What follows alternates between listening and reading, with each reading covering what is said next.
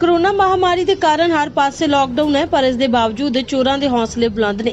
चोरां ਵੱਲੋਂ बेखौफ होकर वारदातां ਨੂੰ अंजाम दिता जा रहा है। चंडीगढ़ विच चोरां ने बिना मशीन तोड़े ही एटीएम मशीन लुट ली ते ਲੱਖਾਂ रुपए की नकदी लेके फरार हो गए। नहीं लूट कोई नहीं हुई जी, चोरी हुई है जी। किस तरीके से हुई है सर ये? तो बैंक के अंदर एटीएम से चोरी हुई है जी, पैसे कैश चोरी होया। अच्छा, कितना? 7 लाख समथिंग है जी। अच्छा, कदों की गल है सर? ये कल रात दी है। अच्छा, ते एक बंदा आया सी कोई? हाँ, फिलहाल तो एक बंदा ही नजर आंदा, हुण अगे पता नहीं, देखो हुण सीसीटीवी वगैरह चेक कर रहे हैं हले। अच्छा, बाद च जो भी सीसीटीवी के हिसाब नाल देखते हैं, कुछ क्लू लगते हैं। ते किस तरीके नाल सर चोरी की है, थोड़ा जिहा दस दो। तो मशीन ऑपरेट करके होया है। अच्छा, हाँ, ते मतलब इसदा मतलब जानकारी सीगा? कुछ कह नहीं सकते जी अभी तो, हाँ, जब तक इन्वेस्टिगेशन से कुछ नहीं आंदा। अच्छा, हाँ, ते पता किवें लग्या सर? ਇਹਦੇ ਇਹਨਾਂ ਨੂੰ ਪਤਾ ਲੱਗਿਆ ਹੋਣਾ, बैंक वालों ਨੂੰ ਪਤਾ ਲੱਗਿਆ ਵੀ ਮਸ਼ੀਨ 'ਚ ਕੈਸ਼ ਨਹੀਂ ਦਿਖਾ ਰਹੀ। अच्छा, हाँ, ਇਹਨਾਂ ਨੇ ਚੈੱਕ ਕਰੀ ਹੋਣੀ ਨਾ ਮਸ਼ੀਨ ਆ ਕੇ हाँ जी। ਸਵੇਰੇ, लेकिन भी सर, मशीन पिन कैश नहीं कोड दिखा रही है। यदि उसने पिन कोड डाला है तो कोई जानकारी होगा। क्या कह सकता हूँ जी, इसके बारे तो अभी कुछ नहीं कह सकते हम। कितने बजे की कल की घटना सर? ये कोई है 8:20 के आसपास की अच्छा, ते सीसीटीवी दे विच कैद होया है घटना? घटना थोड़ी जी नजर आ रही है, उसके बाद अंधेरा हो जाता है, अच्छा, पता नहीं लाइट चली जाती है या क्या चक्कर है, हाँ, अंधेरा हो जाता है फिर। ते उस वेले गार्ड मौजूद नहीं सीगा? ना गार्ड नहीं था उस टाइम इन्हों का, गार्ड कितने सीगा सर उससे? उस टाइम चले गया होना अपन के पास। ये कह रहे हैं भी बैंक बंद हो गया, 5:30 बजे बंद करके गए हैं। हाँ जी, उसके बाद गार्ड भी चला गया अपने, नाइट से गार्ड है नहीं इन्हों का कोई। अच्छा, हाँ। ਤੇ ਪਹਿਲਾਂ ਤੁਸੀਂ ਕਈ ਵਾਰ ਇਨਫੋਰਮ ਕੀਤਾ ਹੋਣਾ, ਕਿਉਂਕਿ ਏਟੀਐਮ ਦੇ ਵਿੱਚ ਗਾਰਡ ਤੇ ਕੰਪਲਸ਼ਨ ਇਨਫੋਰਮ ਇਹਨਾਂ ਨੂੰ ਕਰਿਆ ਵਾ, ਸਾਰਿਆਂ ਨੂੰ ਕਿਹਾ ਵਾ ਪਹਿਲਾਂ ਹਾਂ, ਬਈ ਆਪਣੇ ਗਾਰਡ ਰੱਖਿਆ ਕਰੋ।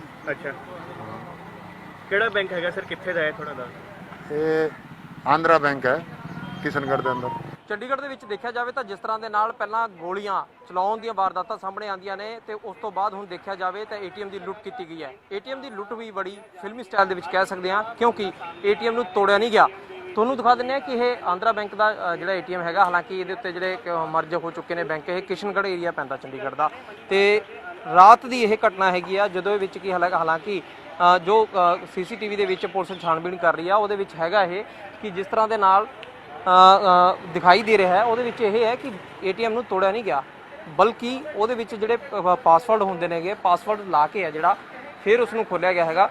ਜਿਵੇਂ ਕਿ ਤੁਹਾਨੂੰ ਦੱਸ ਦਈਏ ਕਿ ਜਿਸ ਤਰ੍ਹਾਂ ਦੇ ਨਾਲ ਇਹ ਇੱਕ ਆਬਾਦੀ ਵਾਲੇ ਖੇਤਰ 'ਚ ਬੈਂਕ ਹੈਗਾ ਉਸ ਟਾਈਮ ਦੇ ਵਿੱਚ, ਪਰ ਇੱਥੇ ਜੇ ਕਿਹਾ ਜਾਵੇ ਕਿ ਗਾਰਡ ਨਹੀਂ ਸੀਗਾ।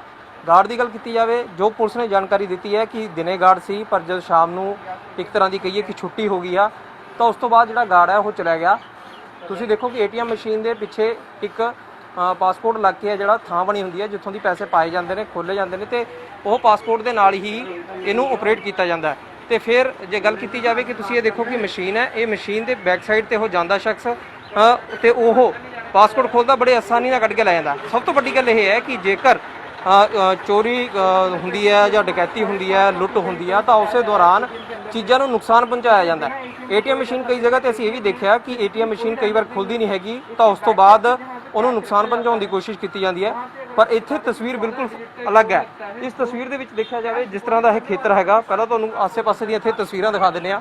ਚੰਡੀਗੜ੍ਹ ਦਾ ਏਰੀਆ, ਚੰਡੀਗੜ੍ਹ ਹੁਣ ਵੱਡਾ ਸਵਾਲ ਇਹ ਬਣ ਚੁੱਕਿਆ ਕਿ ਆਖਿਰਕਾਰ ਅਪਰਾਧੀਆਂ ਦੇ ਜਿਹੜੇ ਮਨਸੂਬੇ ਨੇ ਜਾਂ ਕਹੀਏ ਅਪਰਾਧੀਆਂ ਦੀ ਜਿਹੜੀ ਪ੍ਰਵਿਰਤੀ ਆ ਉਹ ਇੰਨੀ ਜ਼ਿਆਦਾ ਸਟਰੋਂਗ ਹੋ ਚੱਲੀ ਹੈਗੀ ਆ, ਇੰਨੇ ਹੌਸਲੇ ਬੁਲੰਦ ਹੋ ਚੁੱਕੇ ਨੇ ਕਿ ਉਹ ਕਿਸੇ ਵੀ ਚੀਜ਼ ਤੇ ਕਿਸੇ ਵੀ ਜੇ ਕਹੀਏ ਅਪਰਾਧਿਕ ਘਟਨਾ ਨੂੰ ਅੰਜਾਮ ਦੇਣ ਤੋਂ ਗੁਰੇਜ਼ ਨਹੀਂ ਕਰਦੇ, ਡਰਦੇ ਨਹੀਂ ਹੈਗੇ। ਜਿਵੇਂ ਕਿ ਪਹਿਲਾਂ ਅਸੀਂ ਦੇਖਿਆ ਕਿ ਇੱਕ ਸ਼ਰਾਬ ਵਪਾਰੀ ਦੇ ਘਰ ਤੇ ਗੋਲੀਆਂ ਚਲਾਈਆਂ ਜਾਂਦੀਆਂ ਨੇ, ਹਾਲਾਂਕਿ ਪੁਲਿਸ ਨੇ ਉਹਦੇ ਵਿੱਚ ਬੰਦਿਆਂ ਨੂੰ ਫੜਿਆ, ਤੇ ਉਸ ਤੋਂ ਬਾਅਦ ਗੱਲ ਕੀਤੀ ਜਾਵੇ ਕਿ ਇੱਕ ਸ਼ਰਾਬ ਠੇਕੇ ਤੇ ਗੋਲੀਆਂ ਚਲਾਈਆਂ ਜਾਂਦੀਆਂ ਨੇ। ਇਹ ਘਟਨਾ ਕਹਿ ਸਕਦੇ ਹਾਂ ਕਿ ਆਪਣੇ ਆਪ ਦੇ ਵਿੱਚ ਇੱਕ ਨਿਵੇਕਲੀ ਹੈ, ਕਿ ਹਾਲਾਂਕਿ ਇਹ ਸਿਸਟਮ ਵੱਖਰਾ ਹੈ ਕਿ ਪੈਸਿਆਂ ਦੀ ਨੂੰ ਲੈ ਕੇ ਜਿਹੜਾ ਕਰੀਬ 8 ਲੱਖ ਰੁਪਏ ਹੈਗਾ, 7 ਲੱਖ ਕੁਝ ਹਜ਼ਾਰ ਰੁਪਏ ਨੇ ਕਿ ਜਿਹੜੇ ਕਿ ਲੁੱਟੇ ਗਏ ਹੈਗੇ ਨੇ, ਕਿ ਕਰੀਬ 8 ਲੱਖ ਕਹਿ ਸਕਦੇ ਹਾਂ ਇਸ ਨੂੰ। ਪਰ ਹੁਣ ਵੱਡਾ ਜਾਂਚ ਦਾ ਵਿਸ਼ਾ ਇਹ ਬਣ ਗਿਆ ਕਿ ਆਖਿਰਕਾਰ ਇਹ ਪਾਸਪੋਰਟ ਕਿਹਦੇ ਕੋਲ ਸੀ, ਕਿਉਂਕਿ ਜੋ ਬੈਂਕ ਦੇ ਸੂਤਰ ਦੱਸਦੇ ਨੇ ਕਿ ਇਹ ਜਿਹੜਾ ਪਾਸਪੋਰਟ ਹੁੰਦਾ ਹੈ ਸਿਰਫ 2 ਲੋਕਾਂ ਕੋਲ ਹੁੰਦਾ ਹੈ, ਤੇ 2 ਲੋਕਾਂ ਤੋਂ ਇਲਾਵਾ ਕੀ ਉਹਨਾਂ ਦੇ ਵਿੱਚੋਂ ਕੋਈ ਸ਼ਖਸ ਸੀ ਜਾਂ ਉਹਨਾਂ ਨੇ ਕਿਸੇ ਨੂੰ ਜਾਣਕਾਰੀ ਦਿੱਤੀ, ਜਾਂ ਫਿਰ ਇਹ ਇੱਕ ਟੈਕਨੋਲੋਜੀ ਦਾ ਜਿਹੜਾ ਕਿ ਇਸਤੇਮਾਲ ਕੀਤਾ ਗਿਆ, ਉਹਨਾਂ ਦੋਨਾਂ ਨਾਲ ਵੀ ਕੋਈ ਸੰਬੰਧ ਨਹੀਂ। ਹਾਲਾਂਕਿ ਇਸ ਮਾਮਲੇ ਦੇ ਵਿੱਚ ਜਾਂਚ ਚੱਲ ਰਹੀ ਆ। ਤੁਹਾਨੂੰ ਤਸਵੀਰਾਂ 'ਚ ਦਿਖਾ ਦਿੰਦੇ ਹਾਂ ਕਿ ਤੁਸੀਂ ਦੇਖੋ ਕਿ ਇਹ ਕੋਈ ਖੇਤਰ ਇਸ ਤਰ੍ਹਾਂ ਦਾ ਨਹੀਂ ਹੈਗਾ ਕਿ ਬਿਲਕੁਲ ਸੁਨਸਾਨ ਹੈਗਾ, ਭੀੜ ਭਾੜ ਵਾਲਾ ਖੇਤਰ ਹੈਗਾ। ਪੁਲਿਸ ਨੇ ਇਹ ਵੀ ਜਾਣਕਾਰੀ ਦਿੱਤੀ ਹੈ ਕਿ ਇਹ ਪੂਰਾ ਖੇਤਰ ਜਿਹੜਾ ਪੈਂਦਾ ਚੰਡੀਗੜ੍ਹ IT ਪਾਰਕ ਪੈਂਦਾ ਹੈ, ਤੇ ਚੰਡੀਗੜ੍ਹ ਆਈਟੀ ਪਾਰਕ ਦਾ ਇਹ ਪੂਰਾ ਖੇਤਰ ਪੈਂਦਾ ਹੈਗਾ ਤੇ ਉਸ ਦੇ ਵਿੱਚ ਸਭ ਤੋਂ ਵੱਡੀ ਗੱਲ ਇਹ ਕਹਿ ਸਕਦੇ ਹਾਂ ਕਿ ਲਗਾਤਾਰ ਪੁਲਿਸ ਵੱਲੋਂ ਵੀ ਇੰਸਟਰਕਸ਼ਨਾਂ ਜਾਂਦੀਆਂ ਰਹਿੰਦੀਆਂ ਨੇ ਤੇ ਕਿਹਾ ਵੀ ਜਾਂਦਾ ਹੈ ਕਿ ਆਖਿਰਕਾਰ ਜਿਹੜੇ ਗਾਰਡਸ ਨੇ ਉਹ ਏਟੀਐਮਾਂ ਤੇ ਤੈਨਾਤ ਹੋਣੇ ਚਾਹੀਦੇ ਨੇ 24 ਘੰਟੇ।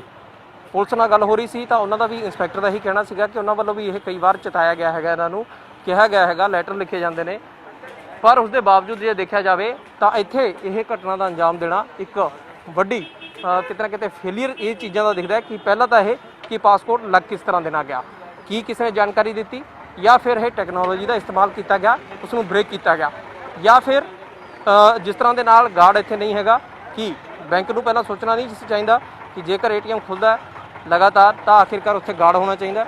ਤੀਸਰਾ ਇਹ ਕਿ ਮਨਸੂਬੇ ਆਖਿਰਕਾਰ ਅਪਰਾਧੀਆਂ ਦੇ ਕਿਸ ਤਰ੍ਹਾਂ ਦੇ ਨਾਲ ਵਾਰਦਾਤਾਂ ਨੂੰ ਅੰਜਾਮ ਦੇਣ ਦੇ ਲਈ ਲਗਾਤਾਰ ਵਧ ਰਹੇ ਨੇ, ਜਿਹਦੇ ਵਿੱਚ ਗੱਲ ਕੀਤੀ ਜਾਵੇ ਕਿ ਪਹਿਲਾਂ ਗੋਲੀਆਂ ਚੱਲਦੀਆਂ ਨੇ ਸ਼ਰੇਆਮ, ਇੱਕ ਡਰ ਪੁਲਿਸ ਦੇ ਮਾਹੌਲ ਦੇ ਵਿੱਚ ਦੇਖਿਆ ਜਾਂਦਾ ਹੁੰਦਾ। ਅਸੀਂ ਗੱਲ ਕਰਦੇ ਹੁੰਦੇ ਹਾਂ ਕਿ ਡਰ ਹੋਣਾ ਬੇਹੱਦ ਜ਼ਰੂਰੀ ਹੈ ਕਿ ਜੇ ਅਪਰਾਧੀਆਂ ਦੇ ਮਨ 'ਚ ਇਸ ਚੀਜ਼ ਨੂੰ ਲੈ ਕੇ ਡਰ ਨਹੀਂ ਤਾਂ ਉਹ ਆਪਣੇ ਕਿਸੇ ਵੀ ਖੌਫਨਾਕ ਜਿਹੜੇ ਨੇ ਕਿ ਤਰੀਕਿਆਂ ਨੂੰ ਅੰਜਾਮ ਦੇ ਸਕਦੇ ਨੇਗੇ। ਤਾਂ ਉਹੀ ਚੀਜ਼ ਵਾਰੀ-ਵਾਰੀ ਚੰਡੀਗੜ੍ਹ ਦੇ ਵਿੱਚ ਦੇਖਣ ਨੂੰ ਮਿਲੀ ਹੈ।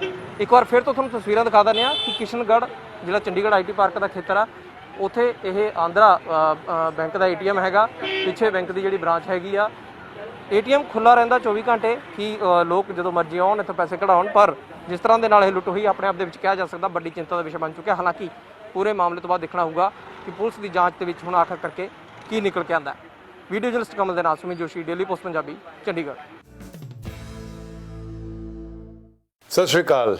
ਜੇ ਤੁਸੀਂ ਕੈਨੇਡਾ ਸਟੂਡੈਂਟ ਵੀਜ਼ੇ ਤੇ ਜਾਣਾ ਚਾਹੁੰਦੇ ਹੋ ਪਰ ਆਇਲਸ ਵਿੱਚ ਓਵਰਆਲ ਤਾਂ 6 ਆ ਗਏ, ਇੱਕ ਵਿੱਚ 5.5 ਬੈਂਡ ਕਰਕੇ ਡਰਦੇ ਹੋ, ਜਾਂ ਕੈਨੇਡਾ ਦਾ ਸਟੂਡੈਂਟ ਵੀਜ਼ਾ ਰਿਫਿਊਜ਼ ਕਰਵਾ ਬੈਠੇ ਹੋ, ਜਾਂ ਸਟੱਡੀ ਗੈਪ ਜ਼ਿਆਦਾ ਹੋਣ ਕਰਕੇ ਸੋਚਦੇ ਹੋ ਕਿ ਕਿਤੇ ਰਿਫਿਊਜ਼ਲ ਨਾ ਆ ਜਾਵੇ, ਤੇ ਅੱਜ ਹੀ ਪਿਰਾਮਿਡ ਈ ਸਰਵਿਸਿਜ਼ ਨੂੰ ਮਿਲੋ ਔਰ ਕੈਨੇਡਾ ਜਾਣ ਦੇ ਆਪਣੇ ਸੁਪਨੇ ਨੂੰ ਸਾਕਾਰ ਕਰੋ।